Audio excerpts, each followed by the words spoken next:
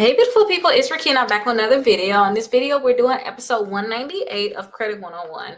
So in this episode, we're going to talk about the initial fraud alerts. I know in the last episode, we talked about three different type of fraud alerts, and basically we have the active duty, we have the initial, we have the extended, and we're going to basically go over each one of them. And this one is the initial fraud alerts. So if you don't know the different type of fraud alerts, you can watch episode 197.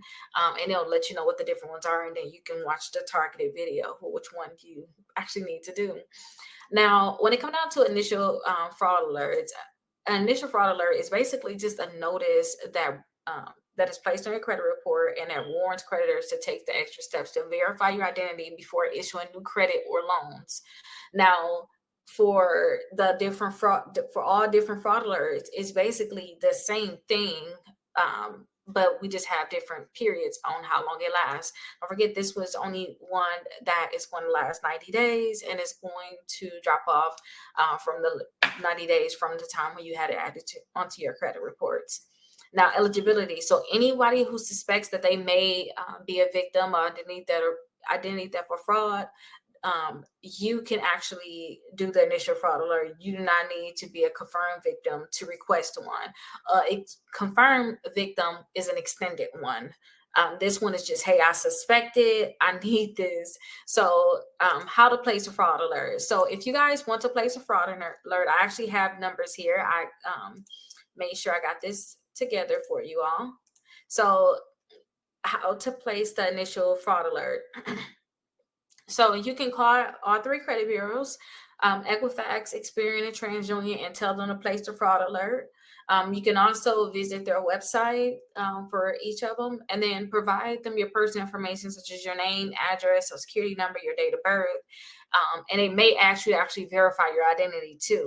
But once you place a fraud alert, you should get some type of confirmation. Usually in the mail, they'll mail you out something like you know that you have a fraud alert that is placed. You're probably going to also get an email, but you're going to get confirmation that it has been placed. But that's how you're going to actually place the initial fraud alert. And you can do the same thing if you're watching initial for extended and also active duty. Literally just call them. This is so easy. Just call them.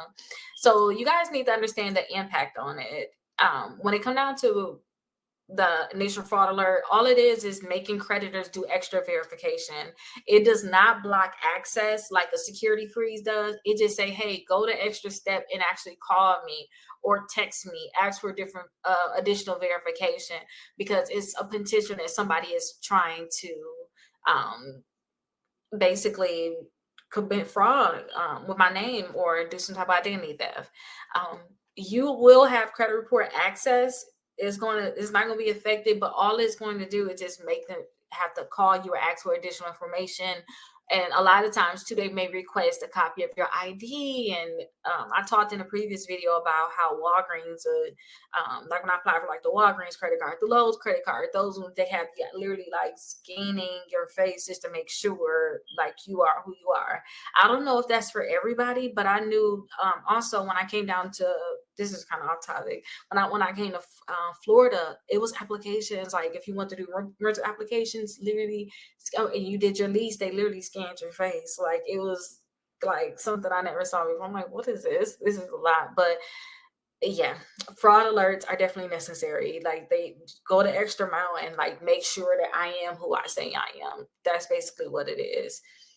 So when to use the initial fraud alert. Again, if you suspected that your identity theft, if you had some recent fraud, even if it was as simple as somebody a charge on my credit card, like those are warning signs, you guys, that maybe you need to put a freeze on your security freeze on your credit report and put fraud alerts out there.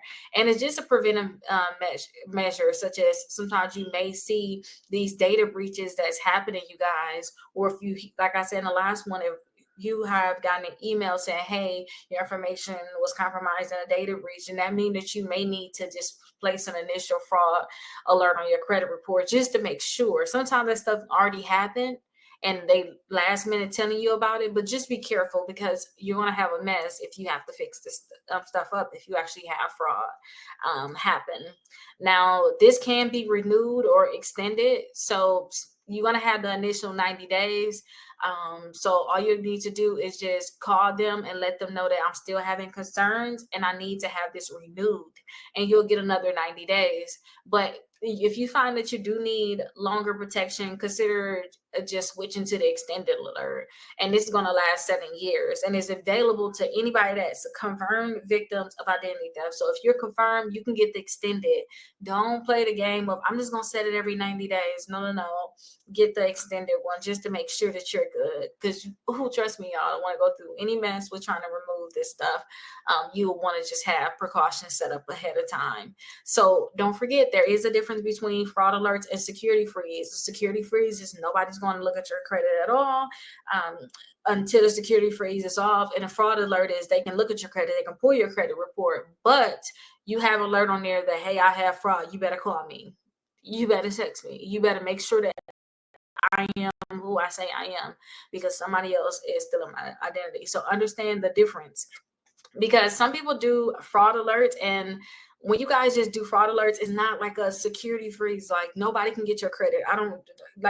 You should automatically have a security freeze. I told you guys this in a previous video, a few episodes back. We talked about security freeze. Security freeze to all 3 credit bureaus is mandatory. That's a mandatory thing to me.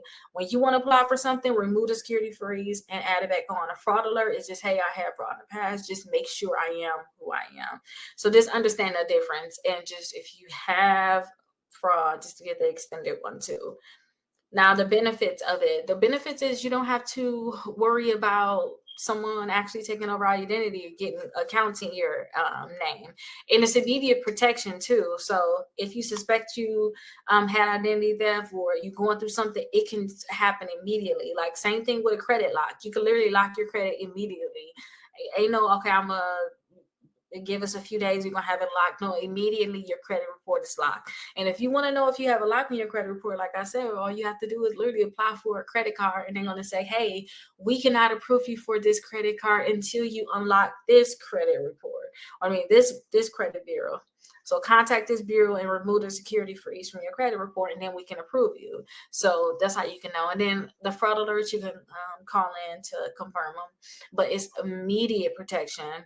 Now, it's some things that you do need to keep in mind. When you guys have these fraud alerts in your credit reports, it's going to be extra questions that they're going to ask. So be prepared for the potential delays and you actually getting approved for new credit, because they need to verify your identity more thoroughly. They need to make sure that you are who you say you are.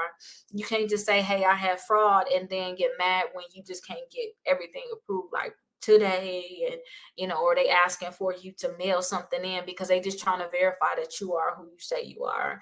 And just make sure that you keep monitoring your credit report to make sure that the fraud alert is actually working. Like you're just not getting new accounts in your name that you don't even know where it came from. And again, you can't get new accounts if you have a security freeze. Okay, I just think that's so mandatory, but just keep these things in mind and continue to check your credit. Or also, when you got that security freeze, anything that you apply for, sometimes I believe the bureaus used to say, hey, we blocked something, or maybe get into Aura too, because Aura have a lot of stuff with the fraud alerts. They tell you about fraud alerts on your credit report. It's a 14-day free trial, and I have it in the description, but get into companies that can say what has recently happened to your credit, so that you can stay alert on any type of fraud potentially too. That way you don't have to keep looking. Sometimes people are like, oh, Rickita, it's just so much for me to look at certain things, or look at it daily. Have a company just tell you if there's something. They'll let you know right away, instead of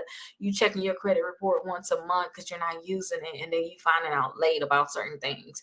So definitely check out Aura. It's a free 14-day free trial, and it's in the description. Hey, welcome to episode 199 of Credit 101. In this episode, we're going to talk about everything you need to know about extended fraud alerts.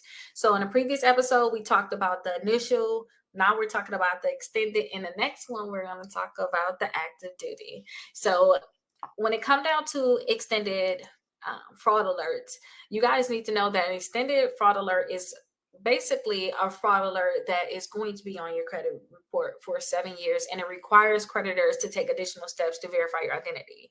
So it's 7 years. The initial one was only 90 days. You can get that renewed. This one is actually 7 years, and it's available to individuals who actually have confirmed identity theft, and they have to provide supporting documents such as a police report or FTC identity theft report. You guys have to make sure that you guys have it confirmed. Actually do the police report or do the FTC report. You can do the FTC report online. I think it's identitytheft.gov. Don't quote me on that, but Google it. And you should be able to find an FTC identity theft report so you can fill it out online.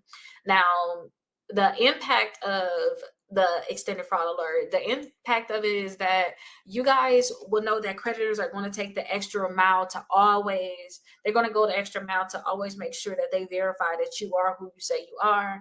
A lot of times they're going to just request additional information from you. And usually they'll have to call you too. They'll let you know that they'll get back to you in like 7 to 10 business days on application, but then you'll get some type of email, call, or something from them saying that they need to verify your identity before they can approve you for the credit card. So I love that. And sometimes it's just security questions. Sometimes they may need a copy of your ID, each one of them is different, but the impact is that they're going to ask for information, and then you're going to still have access to, people going to still have access to your credit report, but it tells creditors they need to just basically confirm that it is you. Now, it is long-term protection, so it provides protection for up to 7 years, and this is for people that actually have confirmed identity theft or fraud on their credit report. Now, if you want more time, then you are going to have to apply again. If you want more than the 7 years, so you have to wait till that is over, and then you have to actually apply again to get your additional 7 years if that's what you want. Again, a fraud alert and security freeze is two different things. A security freeze is nobody can look at my credit reports. It's a complete lock on your credit reports. A fraud alert is just alerting them, hey, I know you got my credit report. Somebody said they want to apply for something. It could be me or it could be somebody else. We don't know. Can you please just verify my identity? So it's just a fraud alert. It's just where creditors are going the extra mile and verifying your identity. Now, keep them things in mind. This is not a security freeze. I tell everybody they need to put a security freeze on their credit report. When you want to apply for something, then go and call them and apply for it. Because I remember when I first started getting credit, it would be, I'll wake up one day, oh, I want to get a credit card. Like, no thought to it, didn't know anything, very young.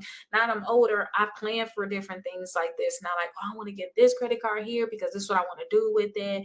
It's going to give me 0%, or I could do this with this thing. And I plan for certain things like, oh, I want more cash back on this. So I'm going to wait until this time and apply for it. I plan for these different things, and it's nothing for me just to call and get the security freeze on. You may go years without applying for anything, so you want to have a security freeze on there, knowing that no one can apply for anything. And you want to continue to check your credit reports too. Even though you got this fraud alert on there, you still need to check, because some companies still may let people get accounts in your name, and or maybe they got the verification information that they needed and they verify